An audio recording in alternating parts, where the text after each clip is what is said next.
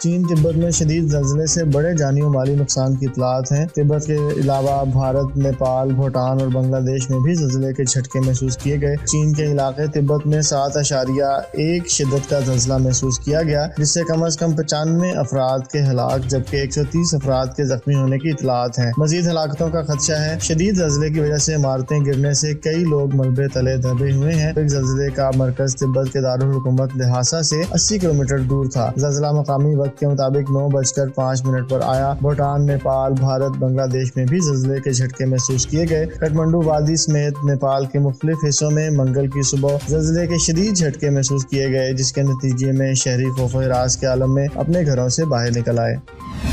صدر مملکت آصف علی زرداری نے کہا ہے کہ چینی بھائیوں اور بہنوں کے غم میں برابر کے شریک ہیں۔ صدر مملکت آصف علی زرداری نے چین کے علاقے شی یونگ میں آنے والے زلزلے میں قیمتی جانی نقصان پر دکھ اور افسوس کا اظہار کیا۔ آصف علی زرداری نے کہا کہ دکھ کی اس گھڑی میں میری ہمدردیاں چینی حکومت، عوام اور زلزلہ متاثرین کے ساتھ ہیں، جبکہ دکھ کی اس گھڑی میں اپنے چینی بھائیوں اور بہنوں کے غم میں برابر کے شریک ہیں۔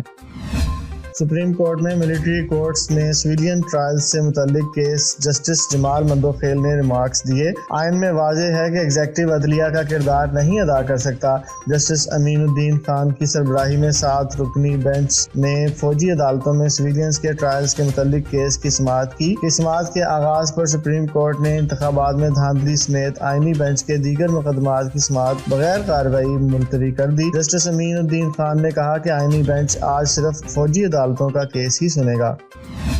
لاہور میں احتساب عدالت نے سابق وزیر اعلیٰ پنجاب پرویز الہی پر فرد جرم عائد کر دی۔ احتساب عدالت لاہور میں ترقیاتی منصوبوں میں کرپشن سے متعلق کیس کی سماعت ہوئی۔ کیس میں سابق وزیر اعلیٰ پنجاب پرویز الہی پر فرد جرم عائد کر دی گئی۔ پرویز الہی نے صحت جرم سے انکار کر دیا، جبکہ عدالت نے آئندہ سماعت پر گواہان کو طلب کر لیا۔ عدالتی اسٹاف نے سابق وزیر اعلیٰ پنجاب کی حاضری گاڑی میں جا کر مکمل کر لی۔ واضح رہے کہ پرویز الہی کو 9 مئی 2023 کو ہونے والے ہنگاموں کے بعد کریک ڈاؤن کے دوران گرفتار کر لیا گیا تھا۔ پرویز الہی کو 1 جون 2023 کو اینٹی کرپشن اسٹیبلشمنٹ ICAE نے لاہور کی رہائش گاہ سے ترقیاتی منصوبوں میں مبینہ طور پر رشوت لینے کے الزام میں حراست میں لیا تھا۔